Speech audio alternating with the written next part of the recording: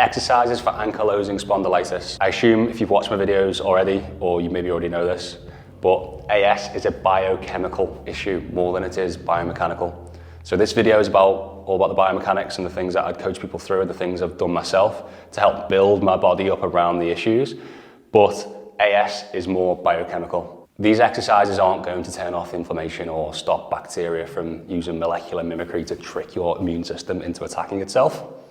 No, but they can help. What I don't want you to get excited with is that, and obviously I just want you to know, these could make you worse, again, because you haven't fixed the biochemical side.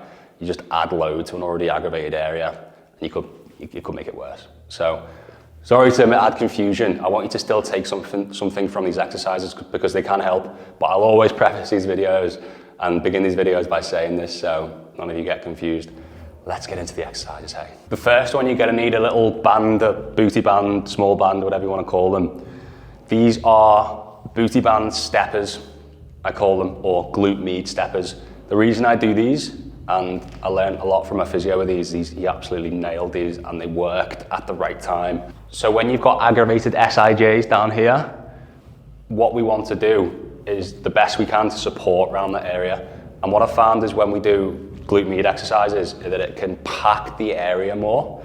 And on good days when I've done these, I actually go from feeling a bit niggly in the SIJs and obviously inflamed to a sense of packedness around the glutes. That word, packedness, it is now.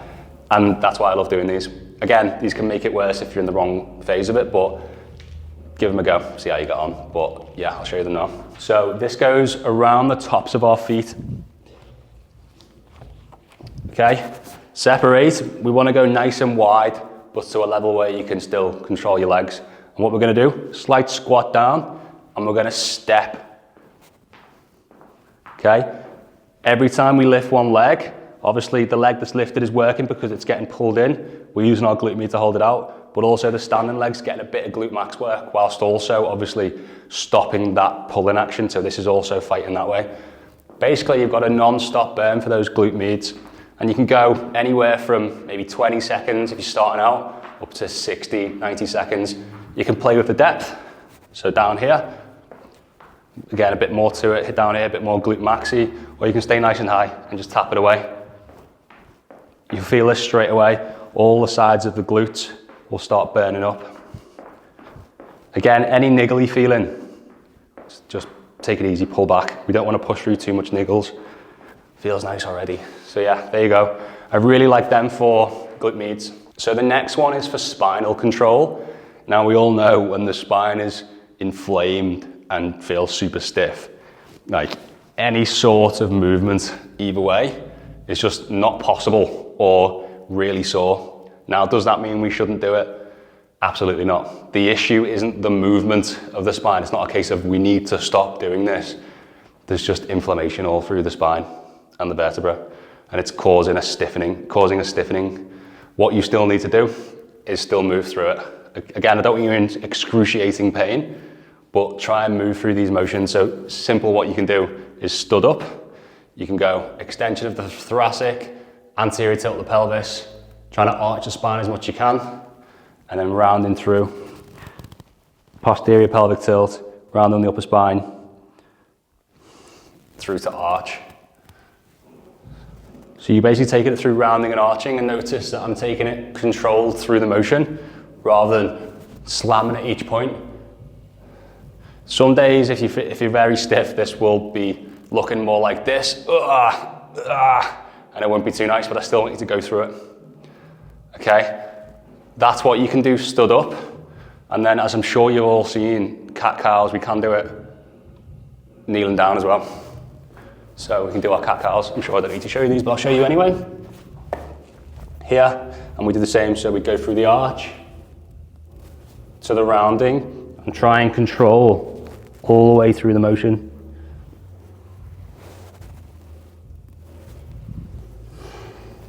And then how I'd progress these, what I'd say to someone is, so we're in neutral, we're gonna go all the way to rounding.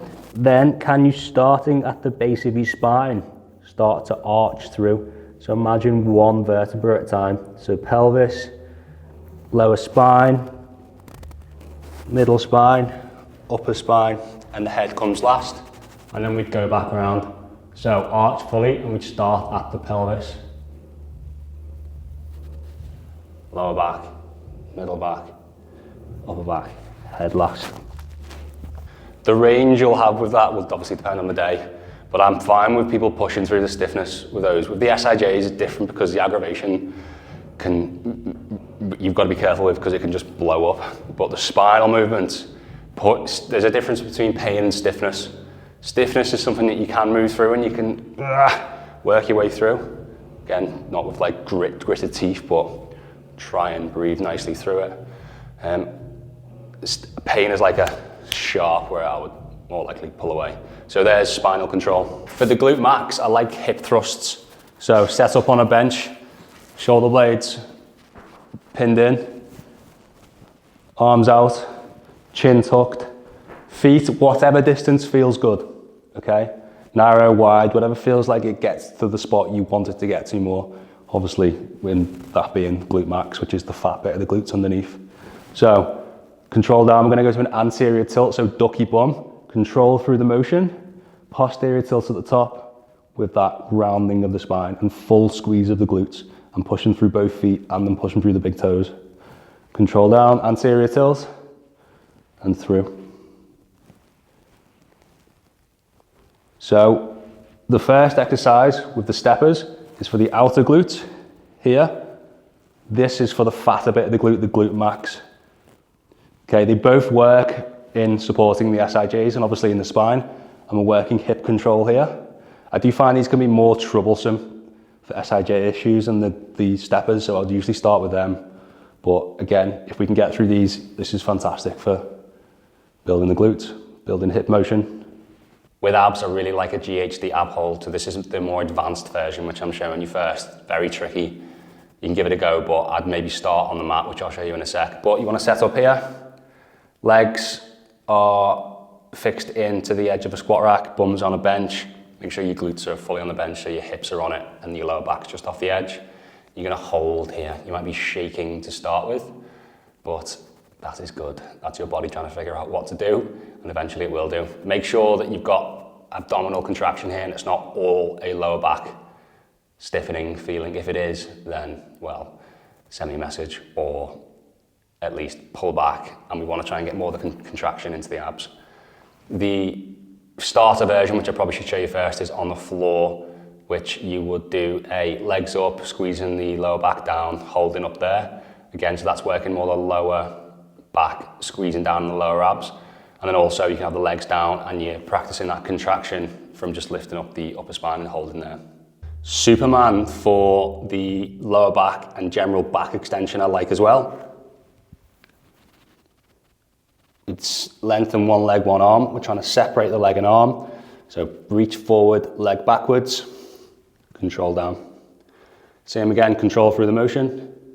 Squeeze the glute back, trying to reach forward and back, and down. You do this on both sides. So I like this.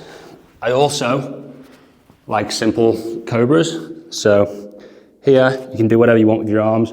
Forward's hardest, back's easiest.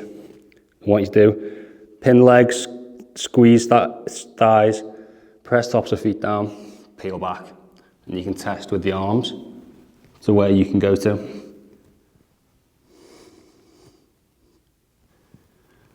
You can add reps into here as well, rather than just holds. So down, squeeze, up. I want you to feel nice and strong in the glutes and lower back when you do this, rather than just peeling up the upper spine. Think of a full body hold. You can also progress this to Roman chair back extensions or flat back extensions where you would do the ab hold but facing the other way. So there you go, there's a few exercises that I'd look at to start with for someone suffering with ankylosing spondylitis. And as we know, AS can attack different joints or cause issues in different joints at different times with different people. So, I mean, this is more of a general approach to where I'd go for SIJs, where I'd go for spine. I know there's other joints that can come in, so there's plenty of other things you can look at, but that's kind of the high likelihood / go-to things for most people. Give them a go. In terms of dosage, frequency, this is all things you've got to kind of get right, but there's no harm in trying it and seeing how you get on. I've been doing this for a long time for myself and with clients, so if you wanted any help from me, or if you'd like me to write your program or go through my online coaching, then you'll see my contact details in the description. You can subscribe to my email list where I talk about training, gut health, diet, everything that I've learned and everything I try to teach for people that are struggling with disease. If you've got any questions about the exercise I've shown or just want to share your experience, let me know in the comments below. I want to hear, and I would like to know how I could help you more, what videos you'd want me to make, or what exercises you'd like me to talk about. But yeah, perhaps some of this can help. I'll see you in the next video.